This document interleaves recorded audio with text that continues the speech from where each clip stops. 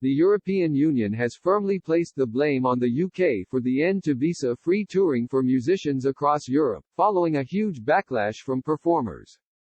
Brussels officials claimed Britain had turned down a plan that would have enabled musicians to tour throughout the continent without visas. The latest comments came after Downing Street insisted that its own ambitious proposals had been rejected by the EU.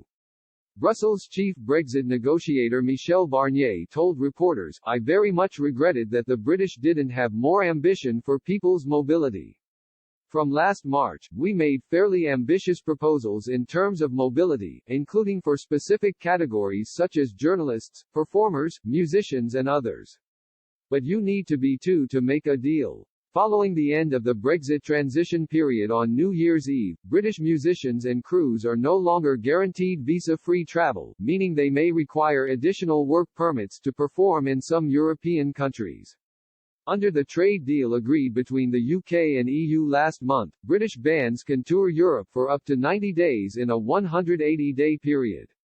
But performers will require extra visas for paid work for tours in Germany and Spain, while those in France and the Netherlands will not. The Association of British Orchestras has claimed truck drivers transporting stage equipment for musicians must now return home to the UK after visiting 2 EU member states.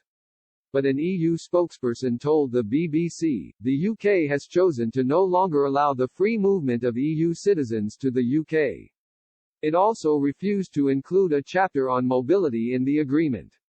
These choices inevitably mean that travel between the EU and the UK, including for business purposes, will no longer be as easy as it was while the UK was a member state.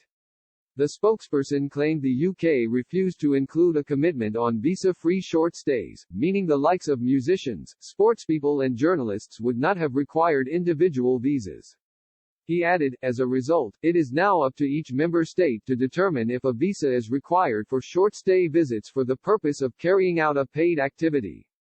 This is fully in line with EU law. Downing Street has previously insisted it pushed for a more ambitious agreement with the EU on the temporary movement of business travelers, which would have covered musicians and others, but our proposals were rejected by the EU. This week, the government added the door remains open should the EU change its mind, while Culture Secretary Oliver Dowden lashed out at the EU for letting down music on both sides of the channel, not us.